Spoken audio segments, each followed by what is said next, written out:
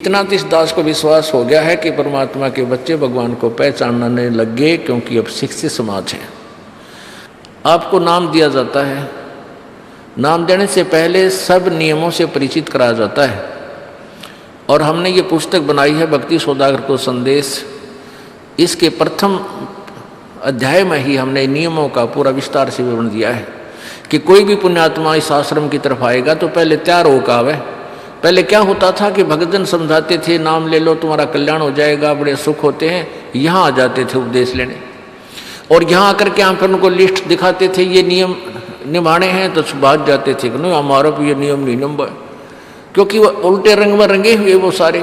तो अब उनको पहले ये लिख कर दे दिया कि तुम तैयार होकर आ जाना, तुम्हारा मन मान्य आना, क्योंकि कल्याण होगा इस मर्यादा में रहने से। तो अब ये दास देख रहा है कि अब कितना डर लगता है बहन बेटी भाइयों को, बच्चों को। अब वो कहीं, क्योंकि समाज हमारा जो है सारा का सारा समाज काल प्रेरित है, उन्हीं क्रियाओं को कर रहा है जो ना करने वाली होती हैं। और हमारा भक्त एक घर में एक व्यक्ति ने नाम ले लिया और 5-6 व्यक्ति वो सारे शास्त्र विरुद्ध साधक हैं, तो उनके साथ संघर्ष बनता है बेचारे का जा करके। फिर भी वो इतना दृढ़ है, डरता है, आकर पूछता है जी मेरे पे ऐसी गलती होगी, मेरा नाम तो खंडनीय हो गया, आगे से नहीं करूँगा। तो कहने का भाव ये है कि पहचानने लग गए तुम परमात्मा को और संघर्ष करना सीख गए, आप सफल होगे, देख लेना एक दिन। ये नाखून पालिश लगाते हैं, ओठों पर इसी बूंदी शक्ल बना लेते हैं, लाल वो लगा कर लिपस्टिक, इतना बेहुदी शक्ल बन जाती है। कहते हैं अब ऐसी मर्यादा बन गई, बहन बेटियां कहते हैं कि हम ऑफिस में जाते हैं तो ये लिपस्टिक वगैरह नहीं लगाते, नेल पेंट नहीं लगाते, तो क्या कहते हैं उस दूसरे कि तुम्हारे घर में कोई मर गया क्या? अरे थारा गजब भैया, ये बकवाद करने तो सारे जी जाओगे तुम, अकल खत्म होगी। यानी एक मर्यादा बन गई, जो ऐसे उल्टे काम ना करे उसने हे समझन लागे। निरंजन धन तेरा दरबार जहाँ तनिक नहीं न्याय विचार, सारे उल्टे काम में राजी रहे। लेकिन हमारी बेटियां अब संघर्ष करती हैं कि हाँ उनको ज्ञान हो गया, वो तो बालक हैं, कुछ भी कह सकती हैं।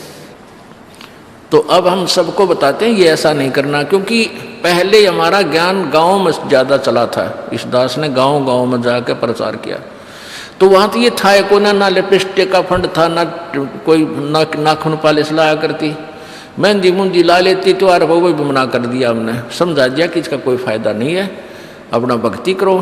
तो वो तो सब एक साधारण सी बात ही छोड़ छाड़ दी। ये शहरों में फैल गया परमात्मा का जो ज्ञान है। अब शहरों से जो बेटियां आती हैं वो सारे तो नाखुना निशी बुरी हालत सनाए पाओगी।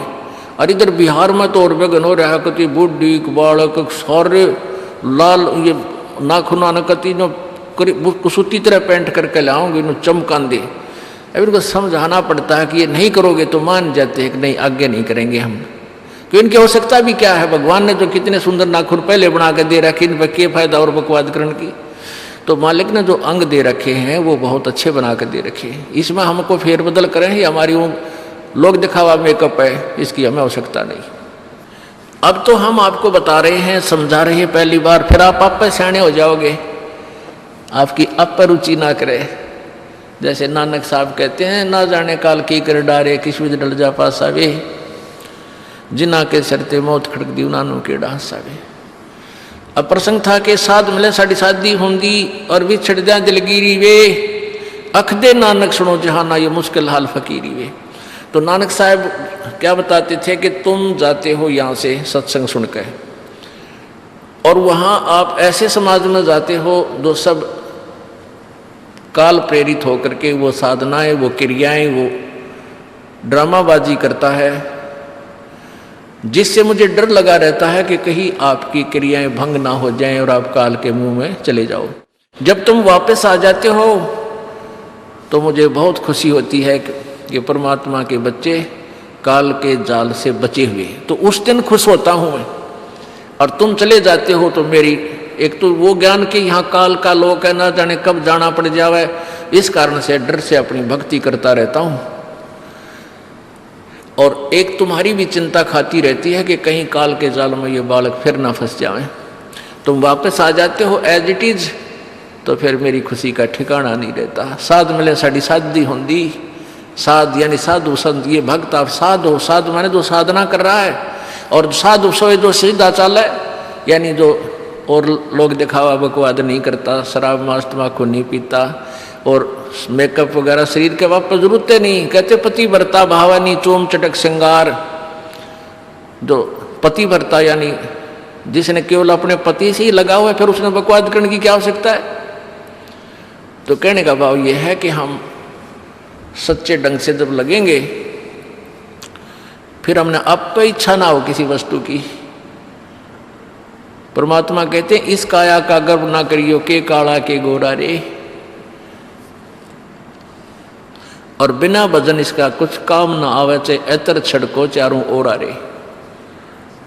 ये शरीर क्या है, ये गोरा दिखा है चाहे काला किसी का, इसने थोड़ा सा छोल के देख लो, एक जैसा कुबाड़ सब में भरा पड़ा है। ये ऊपर पालिश का फर्क रखे, अरे इससे नाम अच्छा बूंडा मान लेते हैं। नहीं, ये चाहे काला है चाहे टेढ़ा बेढ़ा है, चाहे किसा है बूंडा काना लंगड़ा है, इसमें जब भक्ति कर गया वो सफल है, और इस मेकअप में लग गया रहा वो असफल है, चाहे वो कितना सुंदर दिखता हो।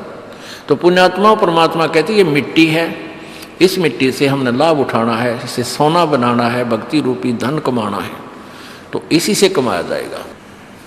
अब प्रसंग है कि जूठे सुख को सुख कहे, ये मान रहा मन मोद, ये सकल चबीना काल का, कुछ मुख में कुछ गोदी। अब परमात्मा आप बताओ, मैं आकर के बोली आत्मा हमें जगा रही है। हमने काल के कुएं की भांग पी रखी है, यहाँ की मान बढ़ाई और इस माया की। कबीर परमात्मा कहते हैं, कबीर ये माया अटपटी या त्रिगुणमयी माया, ब्रह्मा विष्णु महेश के द्वारा जो हमारे अंदर प्रेरणा कर रखी है, त्रिगुणमयी माया के विषय बता रहे हैं। कबीर ये माया अटपटी, सब घट आण अड़ी, किस किस को समझाऊं ये तो कुएं भांग पड़ी। अब किस किस ने समझावा, सब एक तरह की भांग पी के एक जैसे विचार, एक जैसे बोल, एक जैसा ज्ञान इन्होंने ग्रहण किया हुआ है, और ये दास सच्चा ज्ञान सुनाता है, इसका विरोध करते हैं, इसको जल्दी समझ नहीं पाते, क्योंकि इनको इस माया रूपी और अज्ञान रूपी भांग का नशा हो रहा है।